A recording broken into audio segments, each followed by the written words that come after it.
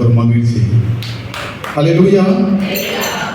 உங்களுடைய ஊழியக்காரர் என்னை அழைத்த போது எனக்கு மிகவும் உற்சாகமாக இருந்தது. ஏன்னா உங்களுடைய சபை பாருங்க, செய்தியை கேட்டு அநேகர் சொல்றாங்க சபை மிகவும் ஆசீர்வாதமாக இருந்தது.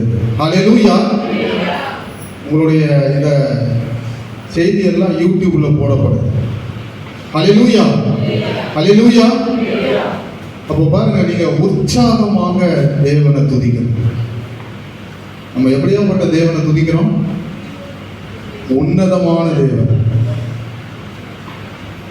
தேவன் அன்பாகவே இருக்கிறார், அன்பில்லாதவனை தேவன் அறியான் என்று. நீங்க அன்பா இருக்கிறீங்களா இல்லையா? அன்போட தானே இருக்கிறீங்க. அப்போ தேவன் உங்களோடு இருக்கிறார். அல்லேலூயா, அல்லேலூயா. யாக்கோபினுடைய புஸ்தகம் 4வது அதிகாரம் 1வது வசனம்.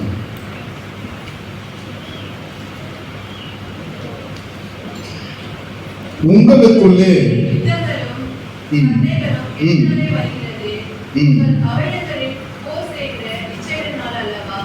அல்லேலூயா, அல்லேலூயா. எதனாலங்க நமக்கு பிரச்சனை, போராட்டம்,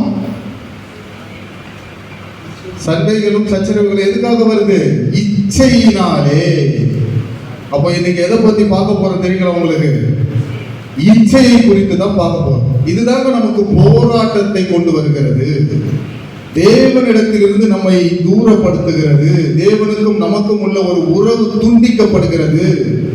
அதற்கு காரணம் என்னங்க? இச்சை. அல்லேலூயா, அல்லேலூயா. எத்தனை பேர் விசுவாசிக்கிறீங்க? இன்றைக்கு போராட்டம் நமக்கும் முஸ்லிம்களுக்கும் இல்லை, நமக்கும் இந்துக்களுக்கும் அல்ல, தேவனுக்கும் நமக்கும் இருக்கின்றது. காரணம் போராட்டம், பிரச்சனைகள், வலிகள் எல்லாம் இந்த இச்சையினாலே நமக்கு ஏற்படுகிறது. அல்லேலூயா. விசுவாசிக்கிறவங்க ஒரு அல்லேலூயா சொல்லிடுங்களா? அல்லேலூயா. உற்சாகமாக செய்தியை ரொம்ப சுருக்கமா முடிச்சிருவேன். அல்லேலூயா. போன முறை சொன்னது தேவன் அன்பாகவே இருக்கிறார். இந்த முறை சொன்னது இச்சை. இந்த இச்சை தாங்க நமக்கும் தேவனுக்கும் உள்ள உறவை துண்டிக்கிறது. அல்லேலூயா, அல்லேலூயா. ஓ யோவான் 1 யோவான் 2:15 பாருங்களேன். 1 யோவான் 2:15.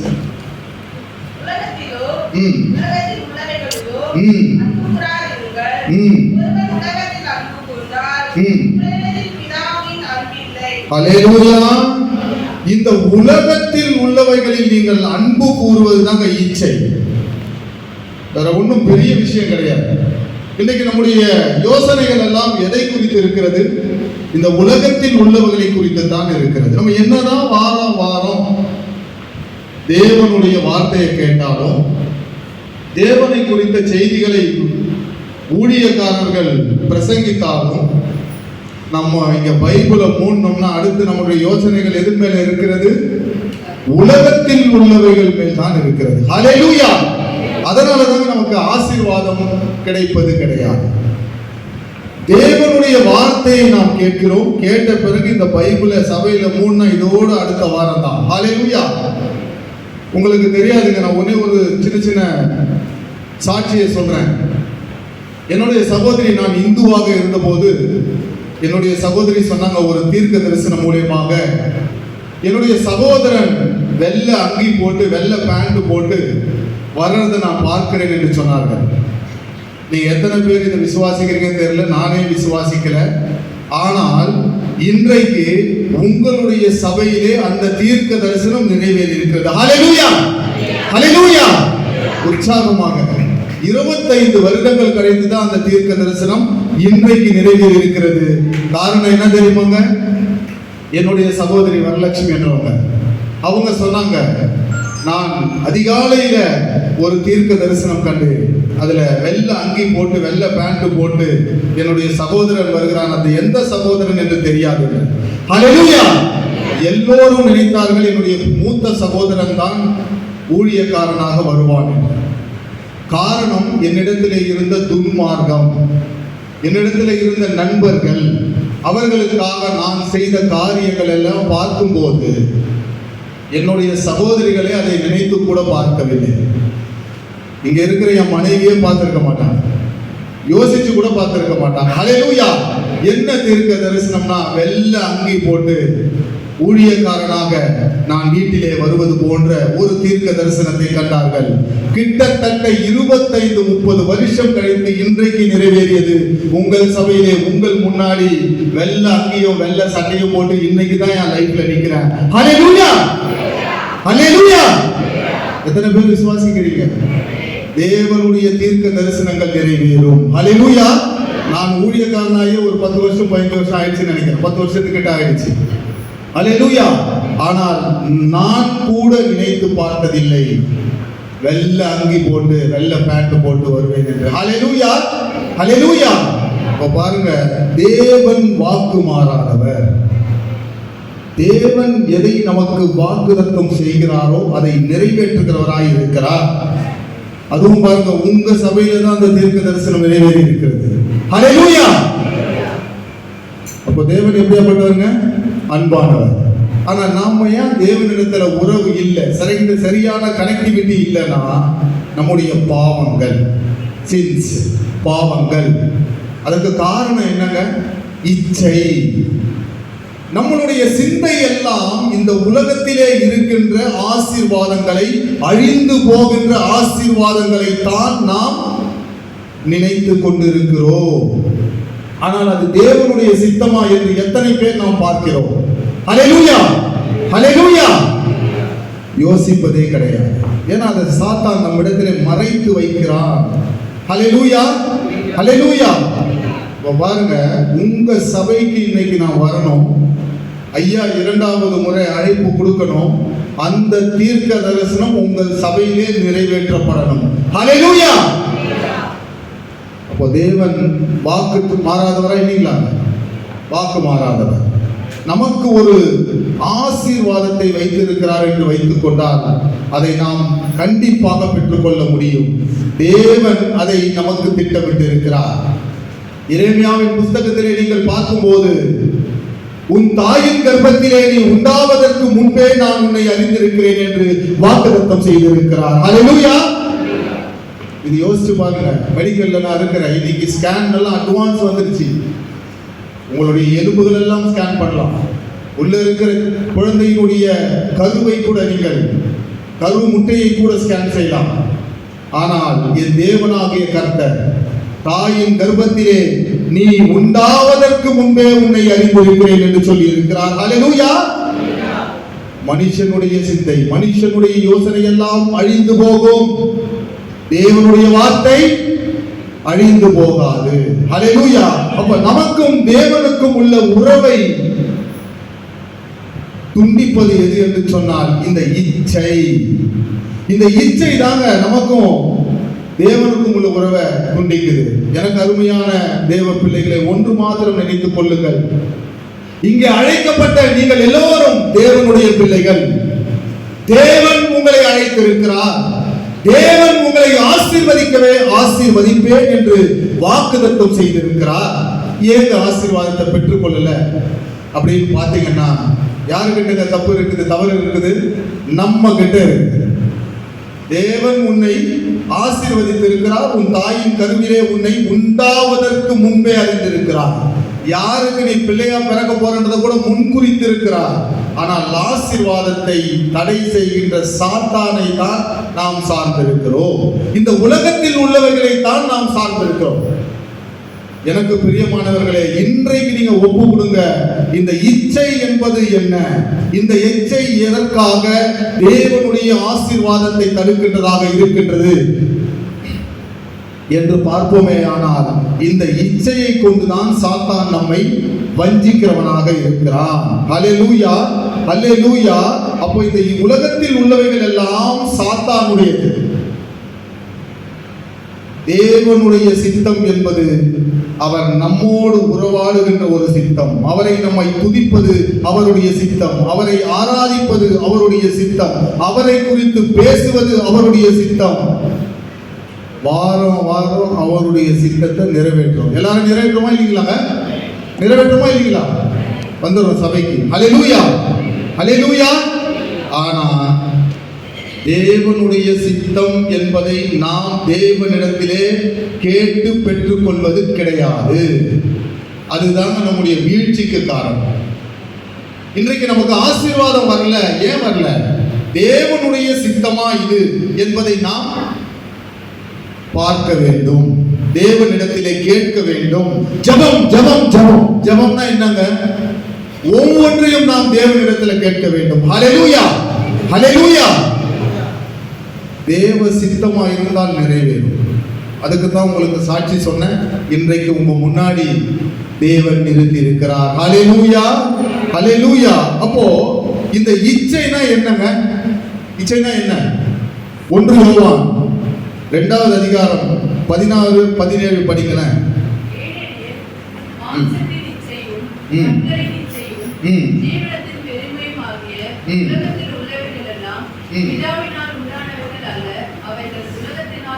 இந்த ஐயா தெரியாத வார்த்தையெல்லாம் பேசிக்கிறாரு நினைக்காதீங்க.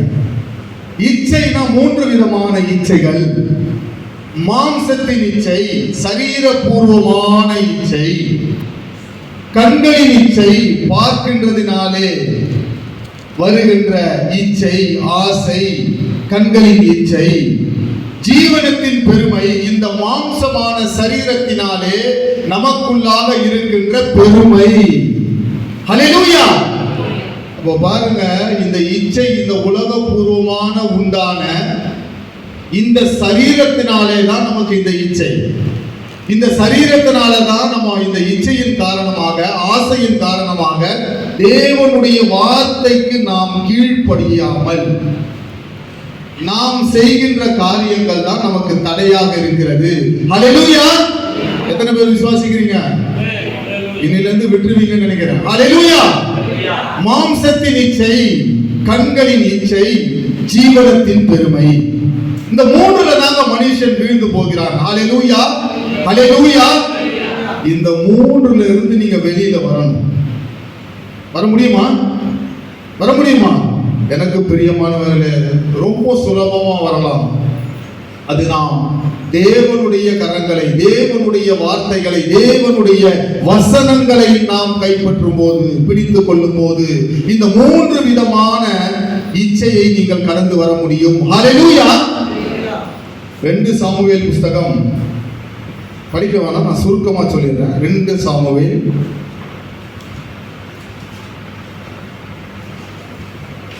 11வது அதிகாரம். அதுல 2ல இருந்து படிச்சீங்கன்னா உங்களுக்கு தெரியும். தாவீது இந்த வேதாகமத்திலே மிகவும் ஒரு உயர்ந்த ஒரு பாத்திரம். ஏன்னா தாவீது இல்லாம இந்த வேதாகமும் இல்லை. காரணம் என்ன தெரியுங்களா?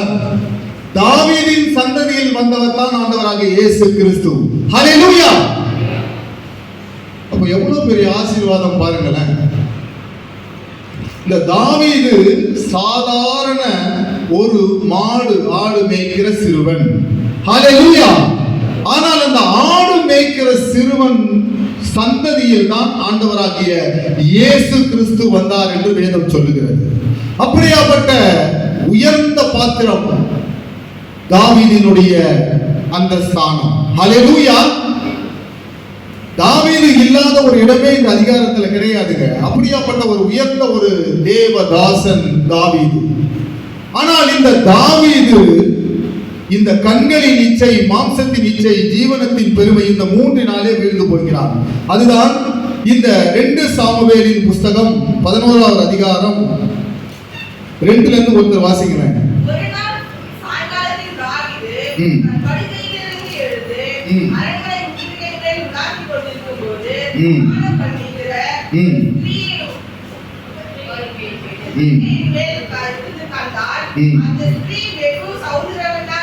ஹல்லேலூயா. வெகு சௌந்தரியம் உள்ளவளாய் இருந்தால், அழகாய் இருந்தால். பாருங்க, தேவதாசன், உடன்படிக்கை பெட்டியை கொண்டு வந்த ஒரு தாசன். வேதாகமத்திலே இந்த தாவீது என்ற வார்த்தை இல்லாத ஒரு இடம் இல்லை. என் ஆண்டவராகிய இயேசு கிறிஸ்து உன்னதமான தேவன். அவரே இந்த தாவீதினுடைய சந்ததி என்று தான் கொடுக்கப்பட்டிருக்கிறது. அப்படியாப்பட்ட தாசன் என்ன செய்யறாரு? சௌந்தரியம் உள்ளவளை கண்டு காண்கிறார். அல்லேலூயா. படிமா அடுத்து. அப்பொழுது தாவீது அந்த ஸ்திரீ யார் என்று விசாரிக்க ஆரம்பிக்கிறார். அவள் எலியாவின் குமாரத்தியோ யோர்தானே ஊராவின் மனைவியாக பத்சேபாள் என்றார். பத்சேபாள் மிகவும் சௌந்தரியம் உள்ளவள். பாருங்க எப்படியாப்பட்ட மனுஷனுக்கு வர சோதனையை பாருங்க, படிங்க. அப்பொழுது தாவீது ஆரம்பித்து அவளை அழைத்து வர சொன்னார். அவள் இடத்தில் வந்தபோது அவளோட சயனித்தார். ஹல்லேலூயா. என்ன தப்பு பண்ணா பாருங்க. ஆடு மேய்த்து கொண்டிருந்தவனை அரசனாக்கிய தேவன், அவருடைய உடன்படிக்கை பெட்டியை கொண்டு வருகின்ற மனுஷன், மிகப்பெரிய ராஜ்யத்தை கொடுத்தவன். அப்படியாப்பட்ட மனுஷன் என்ன செய்யறான் பாருங்க. இந்த உலகத்தினுடைய இச்சை, அழகு, இந்த உலகத்தினுடைய இச்சை, இந்த பத்சேபாள் மேலே அவன் ஆசைப்பட்டு அவளோடு சயனித்தான், உறவு கொண்டான். ஹல்லேலூயா. பாருங்க எவ்வளவு ஒரு கொடூரமான காரியம் பாருங்க. இதான் கண்களின் இச்சை, மாம்சத்தின் இச்சை, ஜீவனத்தினுடைய பெருமை. கண்களின் இச்சையினாலே அவன் வீழ்ந்து போனான். அவன் வீழ்ந்து போனது மாத்திரம் அல்ல, அடுத்து அவன் செய்கின்ற காரியம் பாருங்க.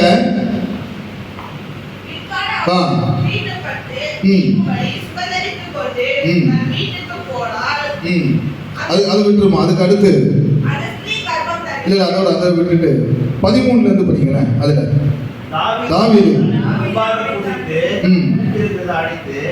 அவனை வெறுக்க பண்ணினான். போவாங்க. சாயங்காலத்திலே தன் ஆண்டவனின் சேவகரால் தன் படுக்கையில் படுத்துக் கொண்டான். காலமே தாவீது யோவாவுக்கு ஒரு நிருபத்தை எழுதி உரியாவின் கைக்கு கொடுத்து அனுப்பினான். பாருங்க, உரியாவின் கைக்கு கொடுத்து அனுப்பினான். இந்த உரியா யாருங்க? பத்சேபாளுடைய கணவன்.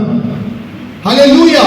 மனுஷனுடைய தந்திரங்கள் அது யார் மூலியமா வருது? சாத்தான் மூலியமாக மனுஷனுடைய இருதயத்துக்குள்ளாக விதைக்கப்படுகிறது. ஹல்லேலூயா. பாருங்க, மனைவியை இச்சித்தது தவறு, அவளோடு சயனித்தது, உறவு கொண்டது தவறு. அடுத்து மீண்டும் ஒரு தவறு செய்கிறான் பாருங்க. செய்த பாவத்தை காட்டிலும் இன்னொரு பாவம், அவருடைய கணவனிடத்திலே ஒரு நிருபத்தை கொடுத்து அனுப்புகிறார் யோவாவுக்கு. படிங்க.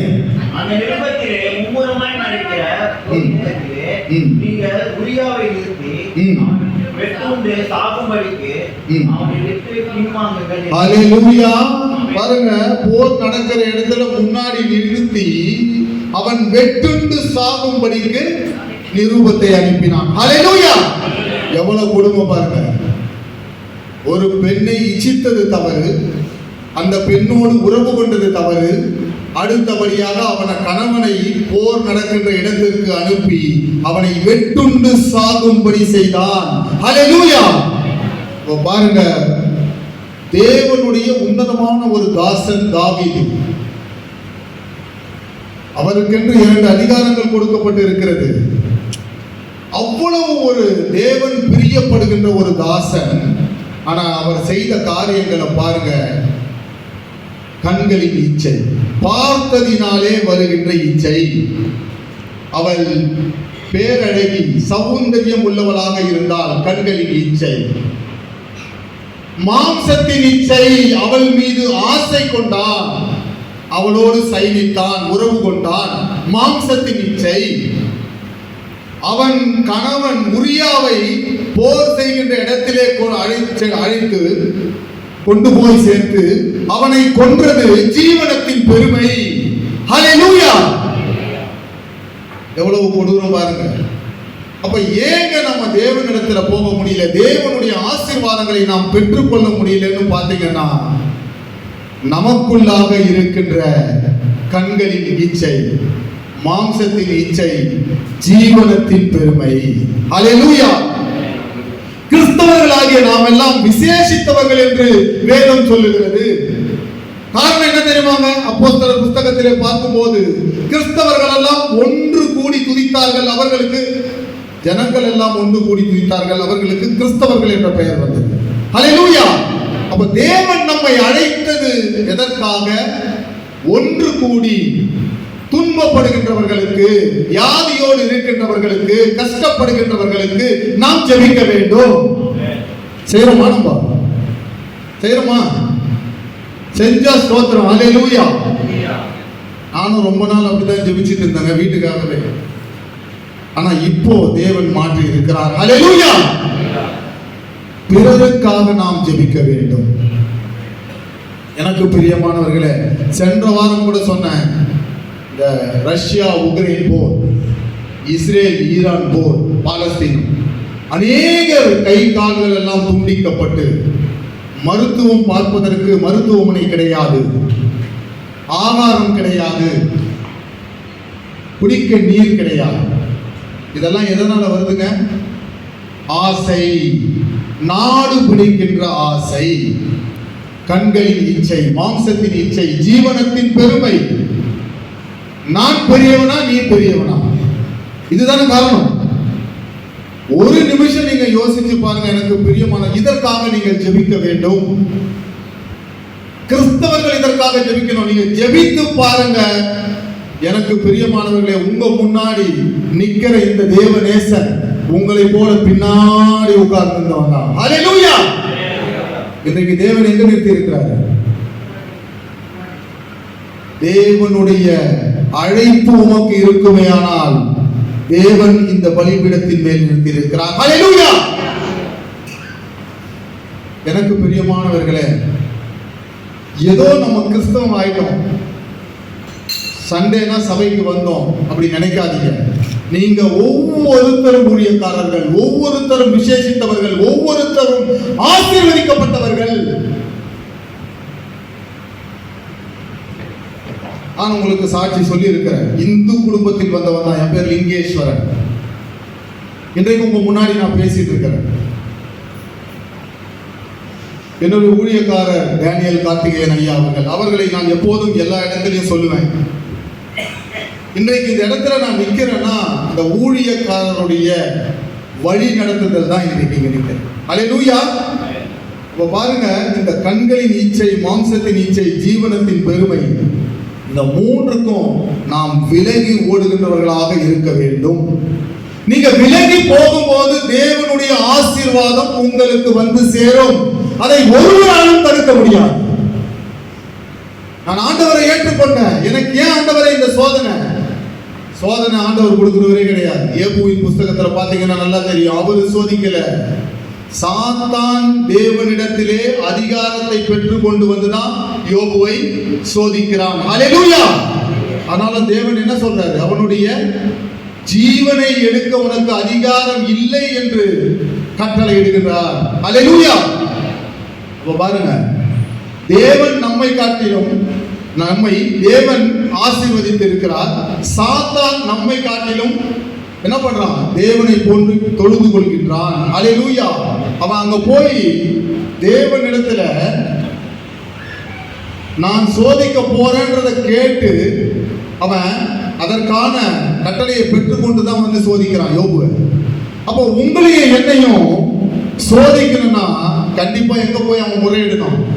தேவனிடத்துல முறையிடணும். காரணம், என் நாமம் தரிக்கப்பட்ட ஜனங்கள். ஹல்லேலூயா. எத்தனை பேர் விசுவாசிக்கிறீங்க? அவருடைய நாமம் நமக்கு கொடுக்கப்பட்டிருக்கிறதுங்க. எவ்வளவு விசேஷமா நம்ம பாருங்க. விசேஷித்தவர்களா இல்லைங்களாங்க? நீங்க ஒவ்வொருத்தரும் ஊழியக்காரர்கள், ஒவ்வொருத்தரும் தேவனுக்கு பிரியமானவர்கள். ஏன் பின்னடைவு? இந்த மூன்று விதமான இச்சை. இந்த இச்சையை நாம் கடக்க வேண்டும்னா தேவனை நாம் பற்றி கொள்ள வேண்டும். ஆதியாகமம் 3:6 பாருங்க. ஆதியாகம புஸ்தகம் 3வது அதிகாரம்.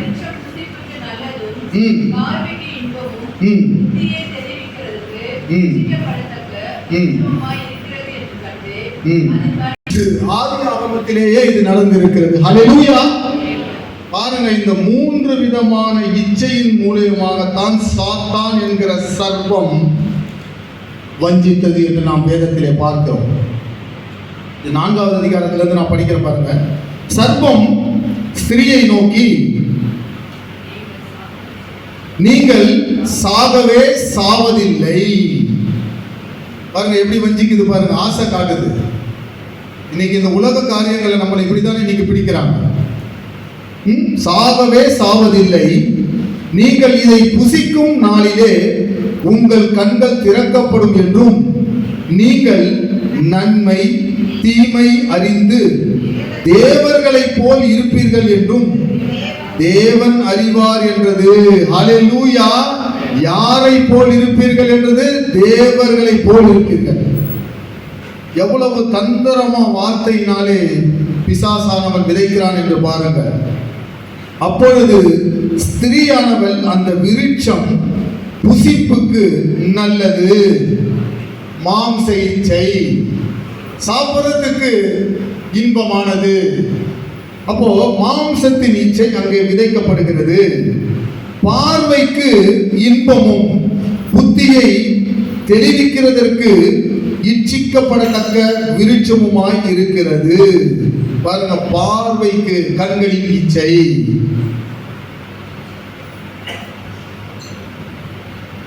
இச்சிக்கப்பட விருட்சமாய் இருக்கிறது, ஜீவனத்தினுடைய பெருமை என்று கண்டு அதன் கனியை பறித்து புசித்து தன் புருஷனுக்கும் கொடுத்தாள்.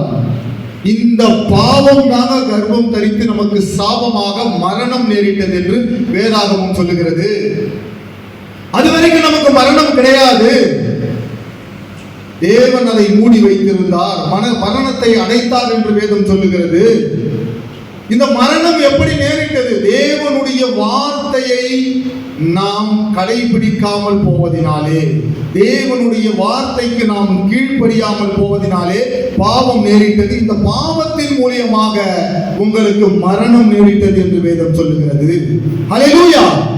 அப்ப நம்முடைய இந்த ஆசீர்வாதங்களை பெற்றுக்கொள்ளாமல் இருப்பதற்கு மூல காரணம் ஆதியாகம புஸ்தகத்திலே கொடுக்கப்பட்டு இருக்கின்ற இந்த 3வது அதிகாரத்திலே 6வது வசனம். அப்போ பாருங்க, இந்த 3 விதமான இச்சை தாங்க நம்ம இந்த நிலைமைக்கு இருக்கிறதுக்கு காரணம். நம்மளை ஆசீர்வதிச்சிட்டார் தேவன்.